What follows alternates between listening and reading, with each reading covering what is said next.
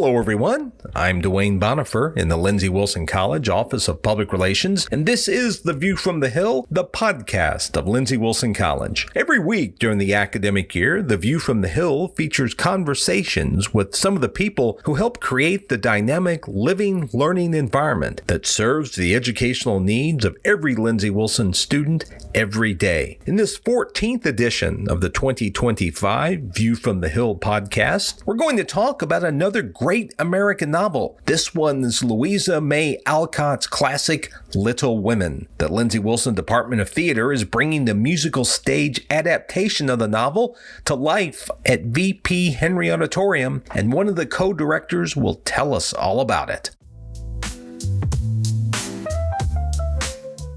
Since it first appeared in American bookstores in the late 1860s, Louisa May Alcott's novel Little Women has been one of the most popular novels in American history. Published in 2 volumes in 1868 and then in 1869, Little Women is one of those great American novels for a great many reasons. The story, which Alcott loosely based on her life and sisters, follows the lives of the 4 March sisters, Meg, Jo, Beth, and Amy, as they mature from childhood through womanhood. It's a novel that many people read several times throughout their life, not only because it's a well-told, engaging story, but also because the novel's meaning often changes as one grows older, and especially as one has children of one's own. The musical adaptation of Little Women will be presented April 24th through April 27th in Lindsey Wilson College's historic VP Henry Auditorium. The musical version of Little Women that will be presented at Lindsey Wilson is a relatively recent production. It made its Broadway debut in 2005, and the show recently finished a tour of North America with music by Jason Howland, lyrics by Mindy Dickstein, and a book by Alan Nee. Little Women was nominated for several theater awards, and it's developed a dedicated fan following on the Broadway tour circuit. Lindsey Wilson Theater graduate assistant Kassidy Phelps is one of the production's co-directors.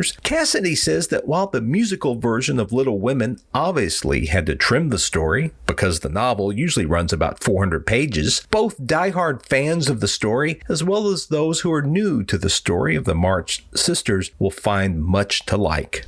Overall, I think the music within the musical is really encapsulates what the story is. The story itself feels it's sisterhood, it's art, and I think that the music does reflect that, and it presents those themes, all of those themes, and encapsulates all of that. I think the music, sometimes it feels like a Sparks Note version of the book. It feels like a lot of these things happen and we're just seeing like snippets and tidbits of what's happening in the lives of the sisters. So it kind of runs by all of those things pretty quickly. But so I would recommend reading the book. But of course, the musical adaptation is, I really do think it's a beautiful story and it's a beautiful retelling of it. Of course, you mentioned that it's a long novel. It was published in 2 editions or 2 volumes. And I think it's about a 400-page novel. I've seen some versions that are push 500 pages, depending, I guess, on the size of the print and the size of the paper they use. So you do have to, I would imagine, when you see the musical adaptation of Little Women, be prepared for a different kind of telling the story. Yes, I would say, it kind of tells, of course, you have bits and pieces that kind of retell it in the way that kind of the theatrical plot line sort of would work. So you have certain things being told about Jo's stories in the beginning, and then that's spread throughout the production. So it opens Act 1 with her telling this operatic tragedy that she's written, and then it opens Act 2 retelling the same sort of tragedy and how she's telling her stories. So it kind of, we see the exciting parts kind of following with how a theatrical production would be structured, I guess. In the novel, you get to know the March sisters pretty well. In this production, you're going to get to know them extremely well because it's produced in a black box format that I imagine really adds to the intimacy of the story. Yes, it absolutely does. So our audience is seated right on stage with our actors because it is black box. You really do get to know the characters well. The musical is written that way. In the script, you know enough about the characters and their kind of roles as sisters, but you're seeing them up close. You're seeing them build these relationships right there in front of you. And you really do feel a part of it, I can say. For any black box production, you feel a part of the story. So you might even feel a part of the March family. This novel was published in the 1860s. It's over 150 years old. It's still one of the best-selling novels every year in the United States. What is it about this story you think that's made it so timeless? I think it's really the humanity and the reality of what it is. I had two sisters growing up, and so I think that it is about that sisterhood. It's that girlhood sort of bond and just having that sort of figure within your life growing up. And then what that looks like, whatever time period you're reading it in, it's applicable, it's reality, and it's human. It's really the human experience, I would say, growing up with those figures in your life. And then it's the art that they're involved in as well. And it's the art that they're committed to that represents their life, and that, it kind of makes who they are. Jo writes her stories, and Beth is a musician, and, Amy creates visual art. So you have all of them doing all of these things, and that's representing a different piece of their life. And I think that it's something we all still very much relate to now. I think that speaks to what it is for the theater and just for life in general as well. I went back and looked at, there's several dozen different productions or adaptations rather, of Little Women. There have been operas, there have been musicals, there have been plays, there have been movies. And it seems like in every generation, there's a different rendition of it on film. It's a story that I guess every generation likes to tell, likes to interpret. When the actors were preparing for their roles, how did you all have them prepared? Did you have them read the novel? Did you have them see the movie? Did you just have them read the play and then talk about how they interpret their characters? We actually did have our on-campus chapter of Alpha Psi Omega, which is the National Theater Honor Society. They hosted a movie night where they provided popcorn, of course, but they watched the most recent adaptation of the film. I think that's 2019. So they watched that version kind of to prepare. So they've brought a couple things to me about, oh, well, this happened in the film. And I'm like, yes, I like that part of it. And,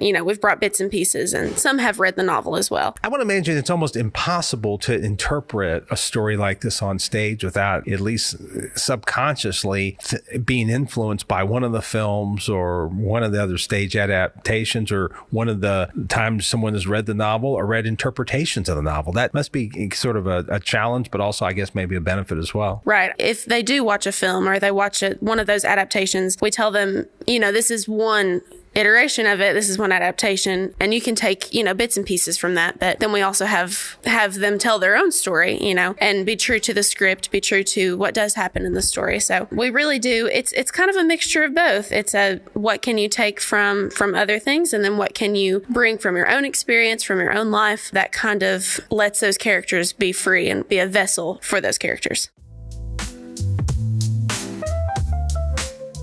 You're listening to the Lindsey Wilson College View from the Hill podcast. I'm Dwayne Bonifer in the Lindsey Wilson Office of Public Relations. We're talking to Lindsey Wilson Theater graduate assistant Kassidy Phelps. She's one of the co-directors of the upcoming production of the musical adaptation of Little Women. It will be presented April 24th through the 27th in Lindsey Wilson College's historic VP Henry Auditorium. And now's a great time to purchase tickets to see a Little Women. You can do that by going to the Lindsey Wilson College website, lindsey.edu/theater, and that's theater spelled R-E, and clicking on the tickets icon. You can also read more about the Little Women production. You can find a preview in the news section of the Lindsey Wilson College website. And to find that, point your browser to lindsey.edu/news. Now let's get back to my conversation with Little Women co-director Kassidy Phelps. So I have to ask, when did you first read Little Women, and how has that influenced how you've chosen to direct this production? I first read Little Women, I think I was about a freshman in high school, so it has been a little while, probably about 8 to 10 years or so. But the way I've interacted with that is I just have always loved that idea of the bond that they have. I really think that it's something special, and their bond with their mother as well. I think that's something that I've kind of led with when directing this production. That's what I began with, telling the actors just to be true to, think of those figures in your life, who you're close to, to, those people that you share every piece of your life with, whether that's in creating art, whether that's growing up. I really wanted them to lead with that in mind. Of course, the story Little Women, in a lot of ways, is an ensemble piece, but there are some main characters in the story itself, the novel itself. How does that translate into the musical adaptation that you all are performing? Yes, it is a large ensemble piece. There are also, of course, those core four sisters and the mother as well. Those sisters really have been... It's been really beautiful to see how they bond with each other. Specifically, Sabrina Ruiz is playing our lead, Jo March. So she has been carrying quite a lot of things because she's, I believe, in every single scene. So she is carrying all of that beautifully, learning lines and just portraying that adventurous side that Jo has very well, while being true to the relationship that the sisters have and the relationship Jo specifically has with each of her sisters. What have you enjoyed most about bringing this show together? I think I've really enjoyed more than anything seeing what they have done with it and just kind of watching their ideas come to life. Of course, I've come in with my own ideas about movement and, staging and how lines should be said or how a certain part should be sung, but I really like seeing when they think they're just kind of messing around and being funny, it's something that really is contributing to how they're telling the story. And I can tell they're opening up and letting those characters shine through. It's really something beautiful to see how each of them take their own spin on a character. And you could say that for any production, but I think this is a special one for sure. That's Lindsay Wilson Theater graduate assistant Kassidy Phelps. She's one of the co-directors of the upcoming production of the musical adaptation of Little